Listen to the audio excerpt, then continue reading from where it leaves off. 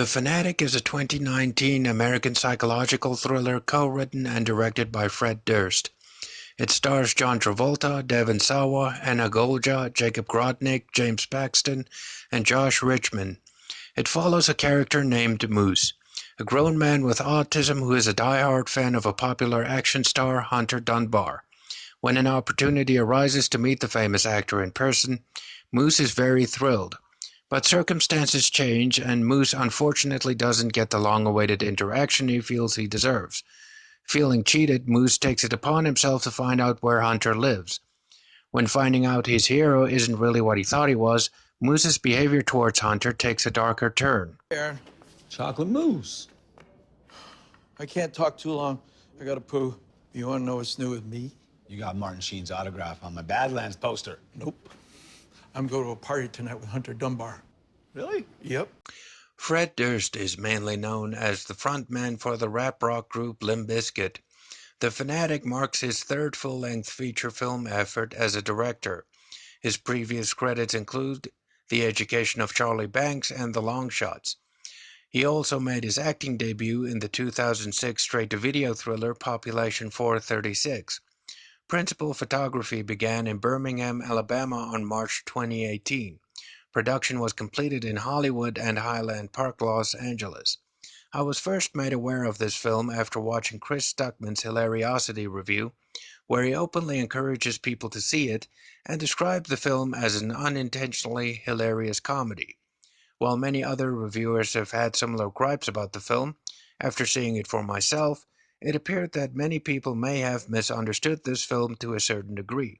Everyone stated that the opening line from Travolta's character about how he can't talk long because he has to poo is a bad sign as to what the rest of the film would be like. One thing to take into account is Travolta plays a character with an obvious mental disability, so very little of what he says is going to be PhD material. His actions and reactions to many things would also not always make sense for this same reason. Others have also complained about the illogical behavior of Devon Sawa's character, especially towards Moose. Personally, I didn't find his behavior that illogical. A prime example is his first unpleasant interaction with Moose being the result of a conversation he had with his ex-wife prior to that interaction. The second is when he finds Moose at his gate and becomes hostile when Moose innocently addresses his young son directly.